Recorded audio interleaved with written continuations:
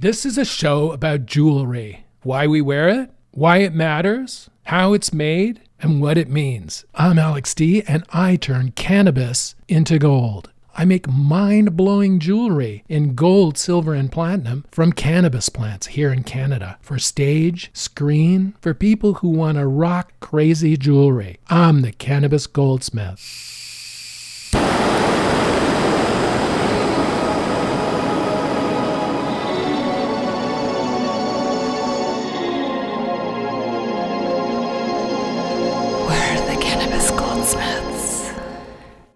It really smells like fall up here in Canada now. All those crunchy leaves on the ground. The trees are nearly bare now. And I think the snow is going to happen really soon. I'm getting ready for it. I'm getting ready to hunker down all winter and design and produce products in the workshop, in the studio. So I've got new eyes. I can see after the cataract surgery.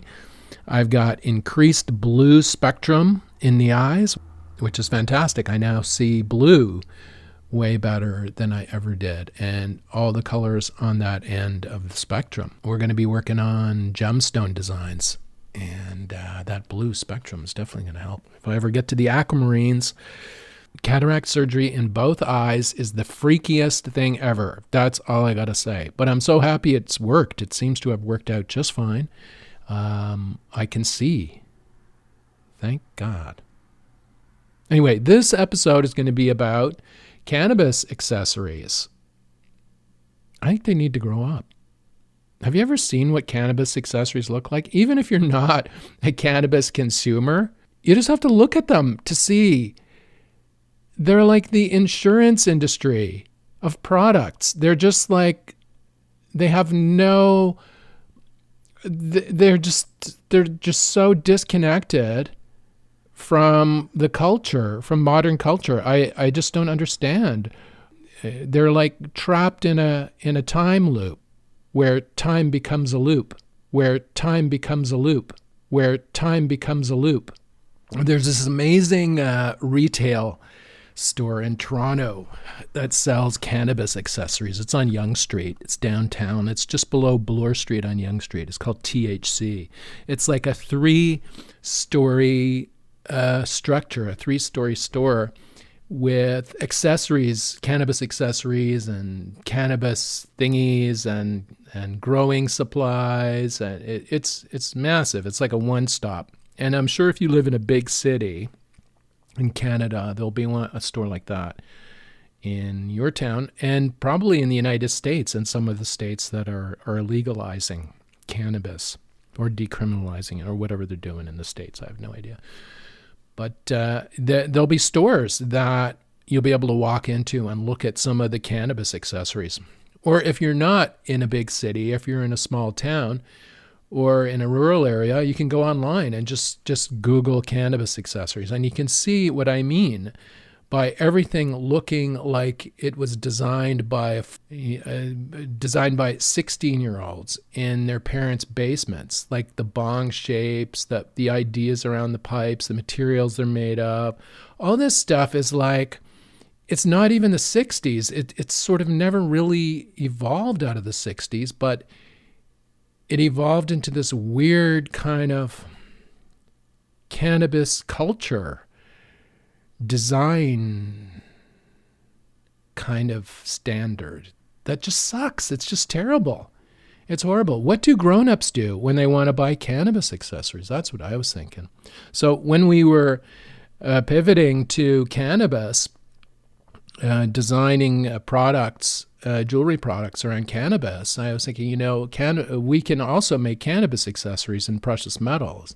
And we started experimenting with some designs for dabbing nails in 24 karat gold for private clients. And they're amazing. I mean, we started looking at Tribe, we started looking at ways to incorporate jewelry materials into the design of pipes, bongs, grinders, flower grinders, these kind of things.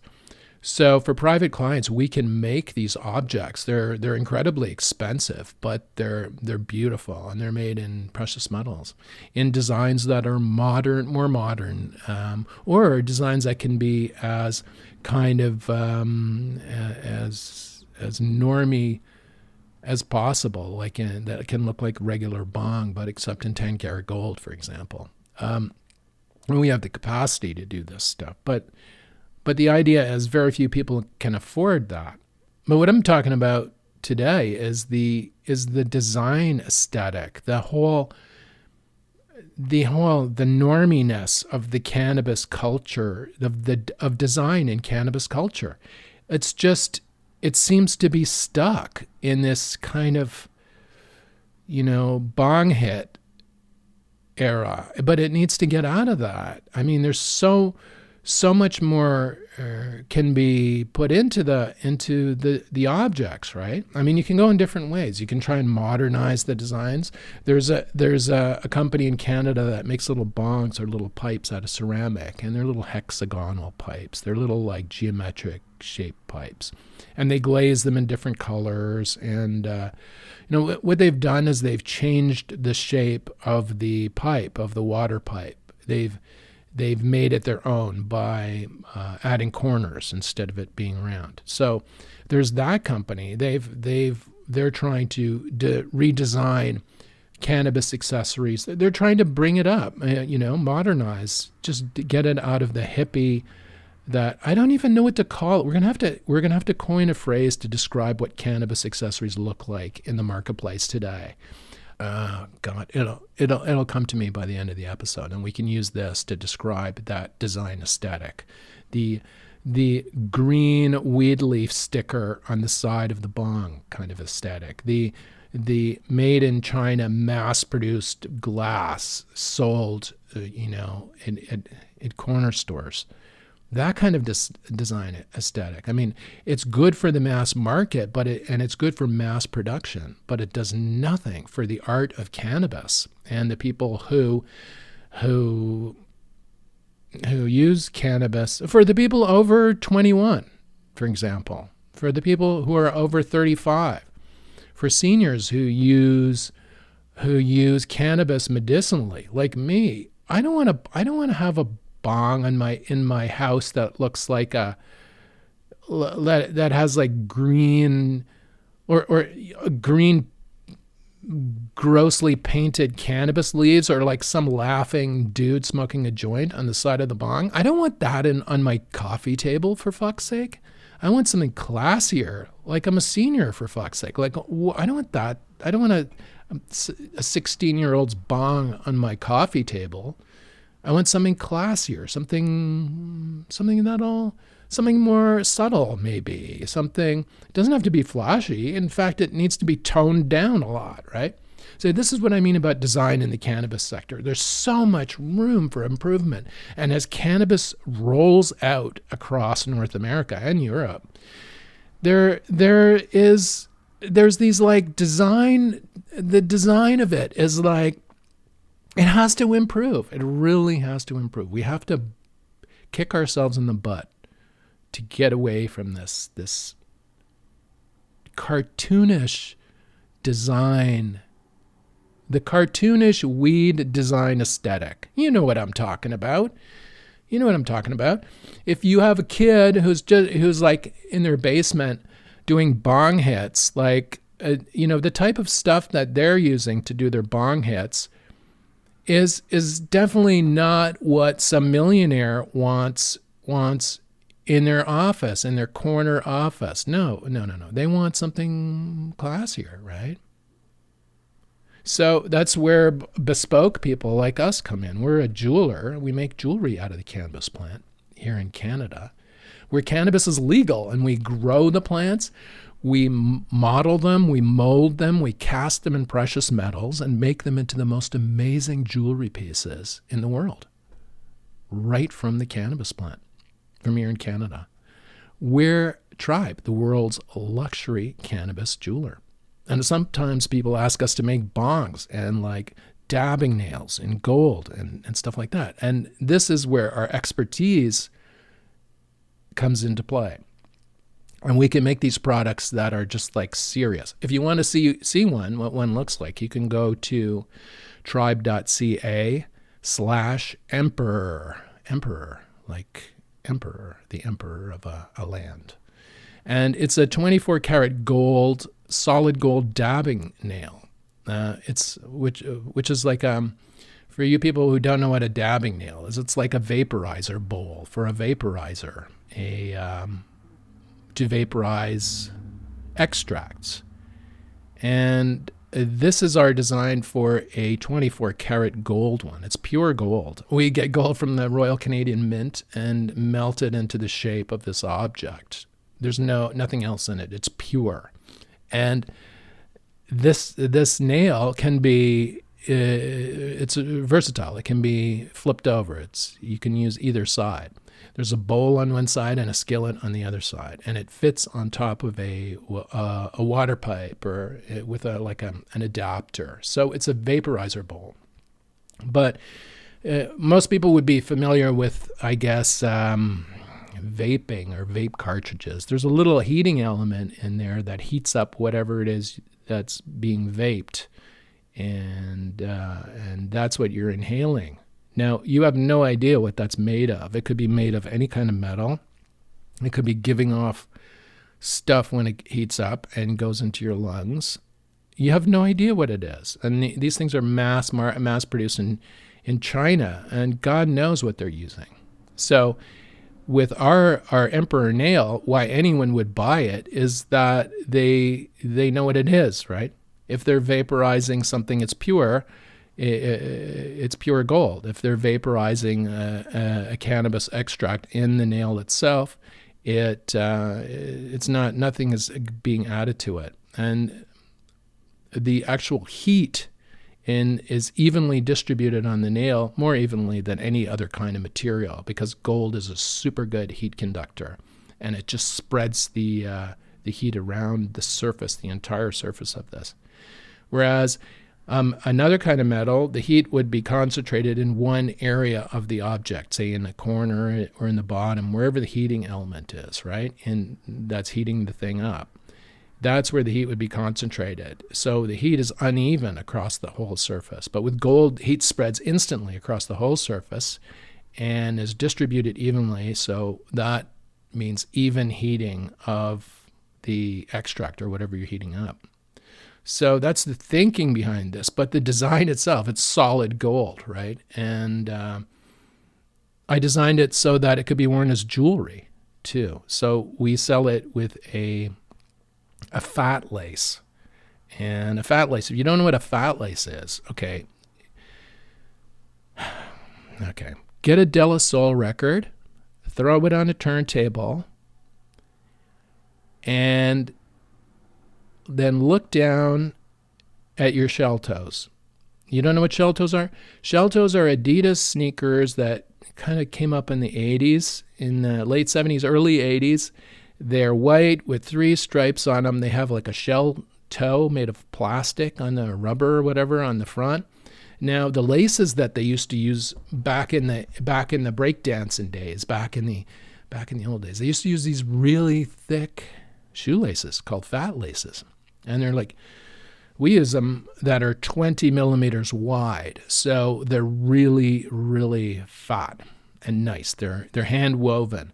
We buy them from a supplier in the UK, and they're of the highest quality. So you can string our dabbing nail on one of these fat laces. Now, if you've ever noticed on a shoelace, those little plastic bits at the end, they keep the thing from the shoelaces from fraying, and that allow you to get the shoelace through the holes in the shoes, the eyelets or whatever. Those little things on the end are called aglets, and normally they're made of plastic. But in this case, when we sell our nail, our Emperor, when we make they're made to order, of course. But when we make our nail, we sell it with a fat lace with 24 karat gold aglets on the end. So those little bits on the end are 24 karat gold also. You can wear this around your neck. You just tie the lace around your neck, and it wears as a choker. So nobody will know what it is really except for you. But it's a dabbing nail and a pendant all rolled into one. So that's kind of a new design idea for cannabis accessories. That's what I mean. I mean, we need to start thinking about cannabis accessories differently. There's all kinds of new people using cannabis. I'm focusing our brand more on the hip hop artists, the people who are on stage, musicians, DJs. These are the kind of people I know, right? So this is who I'm designing products for. But I'm also designing products for people like me, who is like an old guy who uses cannabis medicinally. Now, for example, if you're really sensitive to using medicinally prescribed cannabis in vape pens, you can't do that because of what the materials in the pens are made of. We might be able to make something for you that would work better out of a precious metal that would be safer for you to use and might work in your application. We can do custom work like this, right?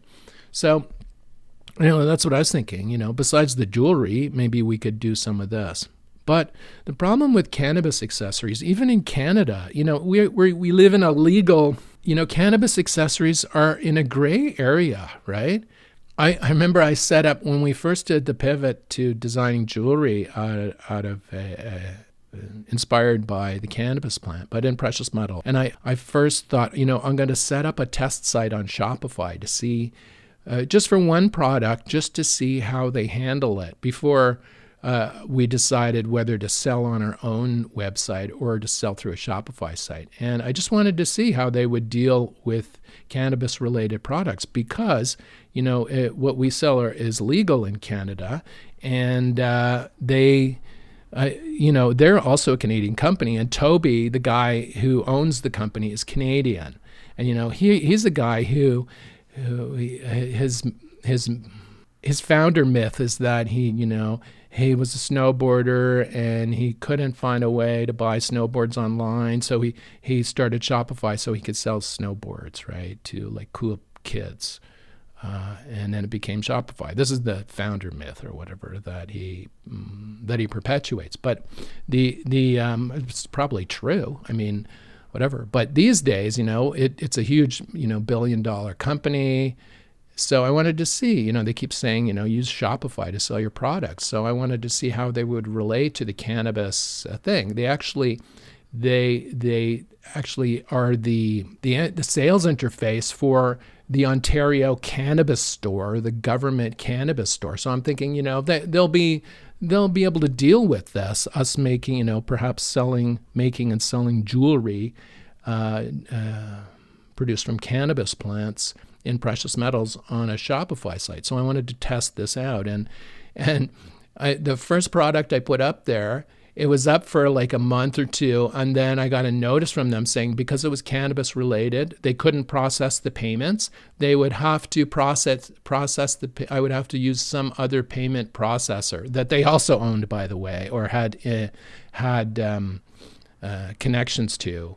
Anyway, I couldn't use the default Shopify payment thing because it was cannabis related. Okay. Now they would shunt me into this new payment thing. I could still sell on Shopify, but I would be paying way more to receive payments. They would be taking a larger cut because it was cannabis related. Now, to me, that's stupid. And I think Toby should know better, for fuck's sake. So I immediately, they failed our test. They failed our retail test. So we don't use them. If there was a way we could use them, I don't even know why we would use them anymore, because it's just another platform. It's like you build your future on someone else's platform, and then they can turn the screws on you, or they can decide they don't want you anymore, or they could go down or whatever. A lot of people are understanding now that it's often better to establish relationships with clients directly. So that's what we do. You just have to send me an email, alexd@cannabisgoldsmith.com, and let's start talking, and we'll make products for you. And I think that's a much better way of getting something made that's appropriate for you, whether it's jewelry, whether it's custom-made products and precious metals that we make. But that's how it works. I mean, that's how it should work, I think, with our company. And so that's what I'm doing. I don't want to mass market anything. I don't want to be producing hundreds of something to sell on Shopify. I want to be making one product for a client that we work with, and we satisfy. Now that's what I want to do, and that's what we're doing. So anyway, back to the whole cannabis accessories thing and design. So, this about the Shopify situation, it's like, because anything cannabis accessory related gets all these kind of barriers thrown in front of it, even in a country like Canada where it's legal. So anyway, so with jewelry, like I make jewelry and precious metals, and that's what we sell online. And anything we can make can be worn as jewelry. And it has that purpose. So we sell jewelry. Amazon is filled with bongs and stuff. How can they do it, right? Whereas small companies can't. It seems like a catch-22, except for the biggest players who can do whatever the fuck they want and monetize it extra just because. It's not really fair, but I don't give a fuck. I'm not going to go there. But if you want to mass market stuff, that's what you're going to have to deal with. If you want to mass market if you make cannabis accessories like bongs, if you make them in ceramics or metal or whatever, and you make them in North America, and you want to sell them to North Americans, you're going to have to deal with these gatekeepers, and they're good with it as long as you pay them more. They'll help you, but you have to pay them more than anyone else, right? All right. Now about the design in cannabis accessories. It needs to improve. We need more art. Look, we've got the high end. We can make the high end shit, but there needs to be stuff in the middle. There needs to be new design initiatives, new design ideas for cannabis accessories in the middle. Something like the ceramic people in Canada are doing. Their products are nice. They're different looking. They're not expensive. It's kind of mid-range stuff for the mid-range consumer. It's not ultra high-end like custom glassware. That's the other thing with the cannabis accessories that I looked at when we first started. I was thinking, no, there's no high-end, right? There isn't. There's glass, but a lot of people don't like glass. I don't like glass. I mean, I don't like glass because I'm afraid it will break. I'll invest $5,000 in this most beautiful piece of glass art, and I'll be afraid to use it to smoke smoke my my weed that I grow or whatever, because I'm afraid to drop it. I'm afraid to clean it. I don't know what the fuck to do with it. It's just like I would. This is just me. I mean, I'm anxious about everything, but like if I had a piece like that, it would be, oh my God, like I would have to keep it in a cabinet. And I don't like doing that. I don't like these cabinets in the corner with stuff that you never use. I like to use all my stuff, right? So that's what I was thinking. Okay, precious metals. They're stronger, and we can make stuff that's very, very classy, that has using the skills of our the most amazing jewelry casting professionals and jewelry designers and gem cutters and all, the best of what Canada has to offer, and putting this onto accessories and cannabis related jewelry products. That's different than glassware. It's super high end, but that's where we are. But now there exists other open areas here, like a good ceramicist, for example, somebody that does super high-end porcelain could really, really find a niche in the cannabis sector.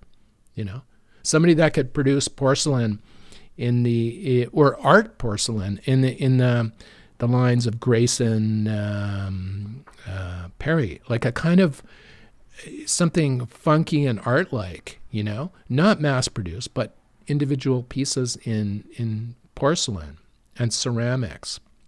not glass, right? So there might be another avenue to do a super high end there, or even just improve the quality of the existing cannabis accessories. Anyway, if you're in a big city and you're walking around, like if you're in Toronto and you're on Yonge Street, if you're in Toronto and you're on Yonge Street and you're like walking up, just south of Bloor, you see, walk into the THC store and just look at all there's like glass counters filled with like little hash pipes from the 1960s. I mean, the design hasn't changed since the 1960s. It's like something you would see in a Freak Brothers comic, right? I mean, this needs to change. We're in modern times now, and we need to take more control over the design of our cannabis accessories and the things we use to consume our cannabis. Now, for me, I've decided that what I do every day is like I use cannabis medicinally. I eat it, I vape it, I smoke the occasional joint. Predominantly vape extracts that I will even make on my own, for my own use. But every day, like I'll use a cheap glass pipe every day. And then for special occasions, I'll bring out the good stuff, right? And I think that's how it should be for most people. I mean, you're not, unless you're a billionaire, you're not eating with gold forks and knives every day. But for special occasions, and if you have friends over and you whip out the 24 karat gold Emperor dabbing nail and stick it on a pipe, it's like you're sure to attract some attention. That's for sure.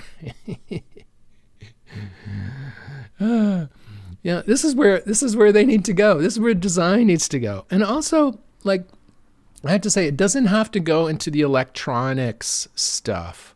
I was so excited when these new like electric bong things, electric dab rigs came out. I was so excited. I was thinking, man, maybe there's a new idea here that will be good, that will work. And this thing worked like 3 times and then it broke. And then you had to keep buying replacement bowls for it at like $70 each, like that kept breaking.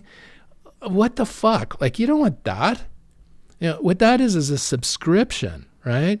I don't want a subscription. I don't want to sign up for an app to do a bong hit. Jesus, like that's stupid. Like all this stuff is made in China. You have no idea what they're putting in it, what the materials they're putting in it that is being vaporized and you're inhaling. Anyway, I bought, when we were doing research, I bought, I guess, 2 of these pipes, 2 of these e-dab rigs or whatever. And from the main supplier, from the main manufacturers that make them. And they were just like, they're useless after, a few months, absolutely just useless. Too much maintenance, too much expense to keep them working. You want something that has an impact like that visually, that can really knock an impression out of the park, kind of thing. And that will do it once, but if it doesn't work, it'll ruin that impression too, right? So anyway, that's why I think manual cannabis accessories. You whip out the 24 karat gold nail, stick it in your pipe, and then pass that around. But keep your eyes on it too, because they're expensive. Anyway, that's my feeling on cannabis accessories. There's so much room for improvement. I mean, we only make them for at custom order, right? Bespoke. We'll make them that way. But each piece we make is also jewelry. It can be worn as jewelry. And like I say, our 24 karat gold Emperor nail can be worn as a pendant. And it comes with a 20 millimeter fat lace with 24 karat gold aglets on each end of it that you can tie around your neck and wear it as a pendant. And on our Instagram, you'll find a picture of a young woman wearing one around her neck. And our Instagram is at TRIBEDOTCA. We're rarely there, but there are pictures there, so go have a look. Anyway, that's it for me. I'm so happy. My eyes I can see with my new eyes. They're almost fully healed now, I think. So I'll be back in the studio soon, and we'll start working on product designs again. Christmas is going to be a little wonky this year because of the eye surgeries, but whatever.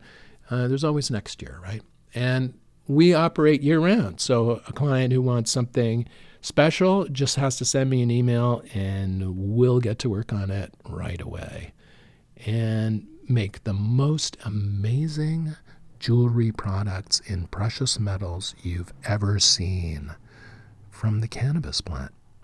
Oh, wait. Last thing. I'm going to be putting out a coffee table book next year on cannabis accessories, on luxury cannabis accessories. So if you're a cannabis accessories maker anywhere in the world, get in touch with me, alexd@cannabisgoldsmith.com, and send me a picture of what you make. And perhaps we can include it in this book. It's going to be a really nice, glossy coffee table book on cannabis accessories. It's a whole category that is huge, but nobody really knows about, and it's visually so interesting. So if you're a cannabis accessories maker anywhere in the world, you make stuff out of porcelain, glass, pottery, metal, whatever, send me an email, and you might get included in this book next year. The Cannabis Goldsmith is produced by Tribe Communications, Inc. in the Thousand Islands area of Ontario, Canada. You can see what we do at tribe.ca.